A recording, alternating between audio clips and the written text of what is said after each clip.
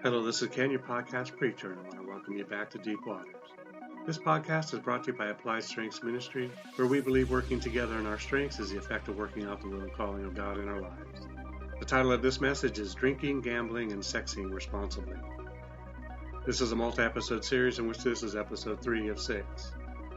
So listen, I know they have to make money, but think about this for just a minute. How many people do you think they actually lose money on? If someone becomes a high risk, instead of using the resources of the others in the money bowl, they cut off the branch.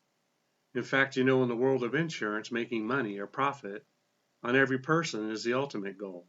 It's not to take care of you in a pinch. I recently called in on a claim on my car stating that I hit a buck standing in the road. I really only clipped it as I was driving slowly around a blind corner known for having deer just standing around. Now, the person taking my information told me that since it is my fault, if I report it, my insurance will go up. Now, I know that I'm already a liar, because no insurance agent would ever say such a thing, right? Nor a company ever admit to such cost-saving tactics? Again, right? Surely this was a mistake, but I'm sure it's a common practice nonetheless. And I get the motivation here. She was just trying to save me a rate increase, right? But now wait a minute. I explained that the deer was standing in the road, and I wanted to know how my mad driving skills, which averted my gaining a new set of horns for my front bonnet, was determined to be my fault. Now, considering that I have never been in a major car collision, and have had this insurance company for my entire life, small claims yes, but no major majors, I started to explain, prefacing my forthcoming statement with, I know it's not your fault, but why on earth would my insurance go up if anything happened that required my submitting a claim? Isn't this why I pay into it every month for years on end? Isn't this why I have insurance? So I can be unpunished for an at-fault or no-fault event? I slowly returned to the issue of my fault and wanted to know more about that clause. I repeated that I hit a deer and was wondering how it was my fault. The person stated, oh, I thought you said box. Now, in my mind, there was no difference since the deer didn't move any faster than a box would have, but I listened on. Then they stated that it wasn't my fault, and we proceeded to move forward with the claim. Now, I'm not just picking on their hearing skills. They were just doing what all of them probably should do. Warning, warning, your payments will go up if you use us for what we were originally intended to be used for. Boop, boop. I'm also not picking on the speed and quickness of my claim, as the entire process was painless, now that we separated the buck from the box. Although after this bit of commentary, I may be found in a box by a buck standing in the middle of the road. Now again, do they care? Do I have a priority in their business at all? Nope. I represent risk. You, risk. Them, risk. Gains or losses. Now, so because I know they are armed with all the niceties that will surely villainize what I am saying, I move to the next industry to embellish it with some kudos. By the way, a nice blanket or a responsibility blanket or empathetic or compassionate blanket are more often used to cover a disgusting bed than they are to represent the actions of some of these industries. IOW, in other words, doing nice things to cover up bad things, only works for kids who, as we know, are usually trying to hide something. Medicine. Treatment or cure or perpetuation of the same or new problem. Somebody has to be having these conversations at the medicine table, right?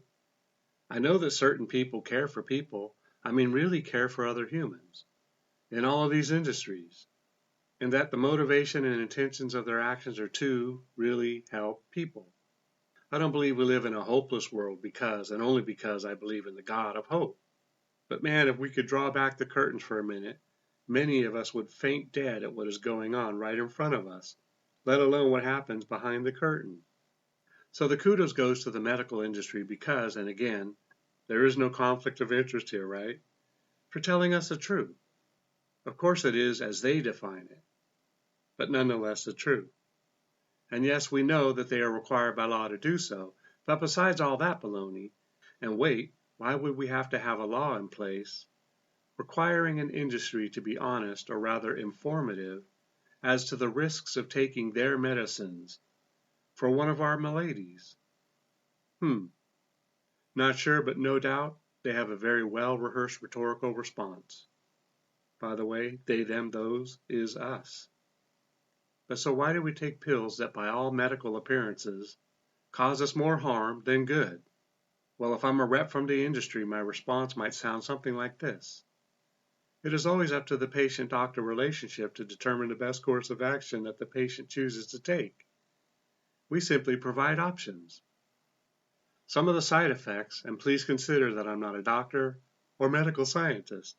No doubt all in the industry could run circles around me, but in just listening to the side effects that a single pill may have on its swallowing gullet, it seems to me that becoming a heroin addict may have less risky side effects. Now, I know that some would use this comment to accuse me of being insensitive to addicts, but I'm just posing a question that much of the listening audience either asks themselves or others, or ignores. The lack of patience, no pun intended, to release some of the medicines without thorough testing have caused deaths that did not have to happen. They, the medical scientist staff, are not in the business to kill its client base. It's more profitable to bounce someone from medicine to medicine for years than to have them take the death risk pill. I know even when I reread it, it sounds insensitive. But so remember the garden? Patents, shelf space, money? I don't see the health of the patient dethroning any of these three gods of industry. Long-term sickness, long-term profits. End of story. And yes, the real person who is trying by all means to do the right thing exists. They are in that system, but don't be fooled by their presence. They might be in the van, but they're not usually driving it. Do you see it yet? You know, I could touch on politics, but that's a world that has done a good job at exposing its own corruption. It's like the 800-pound gorilla that has escaped the zoo and is seen walking down the street, beating his chest, shouting, "So what of it? Hey, there's abuse of power. So what of it? Hey, there's voter and election fraud concerns. So what of it? Boom, boom, boom. Hey, you can't do that, any of that. So what of it? Raise taxes again, and for what? So what of it? We shouldn't have gone to war for that reason. So what of it? The budget's out of control. So what of? I would have finished that statement, but I ran out of money. Again, I try to refrain from the use of the words all the time, everyone, no one, everything, nothing, every time, never, always. You always do that, blah, blah, blah. There are some good things going on, otherwise God does not and would not exist. So back to the core of this message, although somehow, I hope that my opinion, which is well stated above, doesn't throw you off of where I'm going. Drinking, gambling, and having sex responsibly, irresponsibly. What in the green bullfrog messaging is this request from the various industries doing on our TVs and social media sites? Why, they would have to think that we are stupid or something. Are we? Is this a case of the schoolyard bully picking on the unsuspecting and usually nice guy? Before I launch out into the deep waters, let me be clear. This message is not about the schoolyard bully.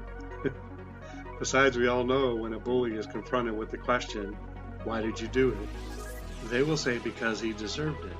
But no one in any industry that depends in part on the loyalty of an addicted customer base would ever say that of their customer base, right? Anyway, and although I'm not nice to them, or rather critical of their behavior, I judge them not. As we know, the legal system oftentimes will cater to money or political arm twisting. Again, not picking on the human element, just saying. Oxymoron, oxymoron, oxymoron. They know it and they peddle it anyways. Why? Because if they can get you to take the bait, then they know that there is a high probability you will get hooked. The cigarette companies have been doing this for decades, along with others like them. I mean, Coke had Coke in it. Hello? Wasn't it Goliath that was the bully of the story and not David? Now, same as in the battle, we still fight bullies today, and their armor is as protective to them today as it was to Goliath. You must know that some people won't receive all that they are due until they die, right? So our responsibility is to point out the weapons that are used today, so that you can make better decisions. We know this, and that is this. 1 John 5:19. We know that we are of God, and the whole world lies under the sway of the wicked one. Well, that's an ending, and that's it for today. Remember, it's not what you find wrong or disagree with regarding these messages, but what you can take away from them. Together we can do more to impact the kingdom than if we work alone. Let's flip the script and kill, steal, and destroy the works of the enemy, and create space for the light of light to shine through into people's lives. Plant a seed and click on the like and subscribe button. Let's build this ministry together. Thanks, and see you next time at Deep Water.